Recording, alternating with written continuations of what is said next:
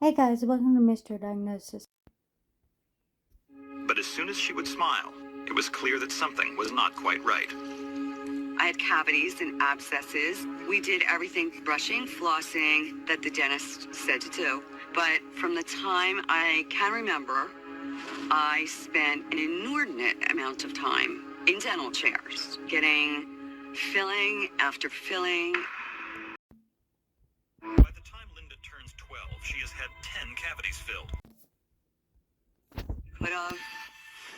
Then, when Linda enters middle school, a strange new symptom begins to emerge. Her mouth is incessantly dry, and she soon develops a very strange habit. I couldn't eat without drinking. In fact, I started dunking things. I mean, not just cookies, bread, sandwiches, soda, soup, whatever it was, because it made it easier for me to eat.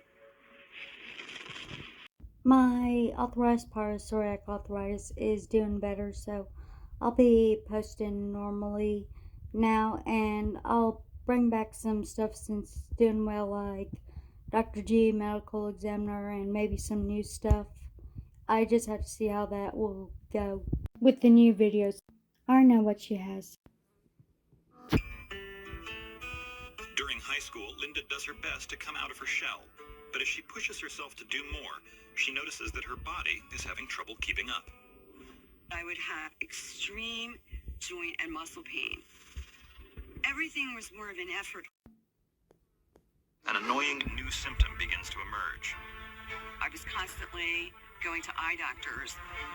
I had swelling.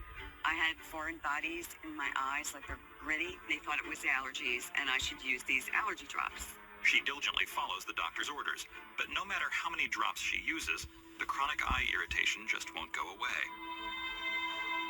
And to make matters worse, she soon starts experiencing yet another symptom, bouts of chronic fatigue that make even the simplest daily tasks seem impossible. There were times that, as much as I loved him and wanted to play, I was so fatigued, so exhausted, that I just didn't feel like I could fully participate. And I couldn't. I just couldn't do it. Linda is feeling confident enough about her health to tackle her second lifelong dream. I joined the reserves of the Army Nurse Corps. Shortly after enlisting in 1991, Linda is sent to an officer training camp in Texas, where she quickly realizes just how strenuous the physical demands of the Army can be. But each time her legs feel like giving out or her eyes act up, she bites the bullet like she has many times before. Linda seems to be thriving in the military. But then, when she least expects it, a frightening new symptom emerges. The heartburn would feel literally like my chest was going to explode or implode. She is losing weight like crazy, and even more alarmingly, her gastrointestinal issues seem to be making her other symptoms even worse. Doctors prescribe various painkillers, eye drops, and antacids, but frustratingly, none of them work. But at this point, Linda was being treated for so many different things. There was the eyes and the reflux and the stiffness. Nobody was putting it together as one cohesive diagnosis. Finally, after 2 years of service, Linda is feeling defeated. Unable to keep up with the Army's demands, she makes the extremely difficult decision to leave the military. Sometimes you have She to do realized that. that she had to go out there and find But answers at least to her she own got health to serve. problems. The military wasn't doing it for her. When she's offered a civilian nursing job at the Department of Public Health on a base in Arizona, Linda happily accepts. Despite the comfort of a less rigorous schedule, Linda is still burdened by terrible stomach aches, and soon makes an appointment with the gastroenterologist at her new hospital. I was examined for gallstones, for a gallbladder workup, because I just had so much pain in the area of the gallbladder. Praying that she will finally have a solid diagnosis. But when the findings come in, she's no closer to an answer. Her gallbladder seems to be perfectly fine, and her I doctor wouldn't say can't. that. But the joint pain, intestinal discomfort, and fatigue are beginning to overwhelm her. Now it's taking everything she has in her just to get to work each day. She would come home and she would lay down and she would have she would have to rest. Every time I would go to eat, the food would almost regurgitate on me, right after I ate it. and I would get really nauseated and have just incredible burning sensations in my chest and my throat, and sometimes even in my mouth. Then, one afternoon, but the second she walks in the door, the resident ER doctor He said, "You look awful. Let me take your vital signs." And I was running a fever. As he's examining her, Linda reminds him that just 3 weeks earlier, another doctor suspected that she had a problem with her gallbladder. The doctor immediately reviews her case history and makes a critical decision. He said, "You know what? I'm admitting you, and I'm taking your gallbladder out. I know we can't find any stones, but there's something going on." Good The for medical him. team races to prep Linda for surgery, and in less than an hour, she's wheeled into the operating room. She notices that something is very different. I immediately felt better. I really did. I think That's acutely, immediately, I got some relief. A week later, I had a post-operative visit with the surgeon. And he said, "Linda, I got this very odd pathology report."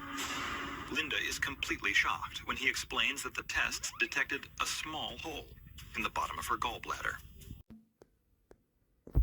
He said, "Linda, it appeared to the people doing the pathology report that the bottom of your gallbladder had literally been eroded by acid, and the contents were dripping into your stomach, which was why you were sick." Poor The doctor thing. speculates that bile, a highly toxic acid, had been accumulating in Linda's gallbladder rather than being released into the intestines to aid in digestion. As a result, the acid eventually ate through the lining of her gallbladder, causing the bile to leak into her abdomen. This in turn triggered the searing pains she felt every time she ate. Sure enough, Linda's stomach gives her no more trouble. Unfortunately, she continues to experience joint pain and chronically swollen eyes. My left eye started to hurt. You know, he said to me, "You have a very serious condition. You have a dendrite in your eye, and you could lose your vision." For the lesion or dendrite, Linda is immediately put on antibiotics and told she cannot go anywhere without wearing protective glasses. She was very, very light sensitive, to the point where we were sitting in my house one evening watching TV. She said, "Can you please turn the light out? It's bothering my eyes." So I reached up, I turned the light out. She said, "No, all the lights." That's unusual. And I think that was a pivotal moment for me too. I thought there's definitely something more going on here. Saddest thing that she said to me was, "You know when you want to have a really good cry?" And I said, "Yeah." She said, "Well, you know, I can't cry anymore. I have no tears." Patients who have tear film wetting under 5 millimeters are suspicious. Linda's strip measured, I think, 1 or 2 millimeters. It's sjogren syndrome. Sjogren syndrome is a chronic autoimmune disorder in which a patient's white blood cells attack the body's moisture-producing glands, such as the tear ducts and salivary glands. It can also sap other organs of moisture, including the kidneys, liver, blood vessels, and the central nervous system. In severe instances, such as Linda's, it's almost as if the body is being slowly drained of its fluids. We treat the symptoms. Dr. Leibson immediately prescribes synthetic moisturizers which alleviate some of the joint pain and eye problems, as well as an immunosuppressant that should help keep Linda's immune system in check. For the first time in her life, Linda begins to feel as if her body has turned a corner. I believe my symptoms are more under control. I think she's doing much better than she was. Today, Linda is a passionate volunteer with the Sjogren's Foundation, educating others about the disease. Thanks for watching. I'll see you next time.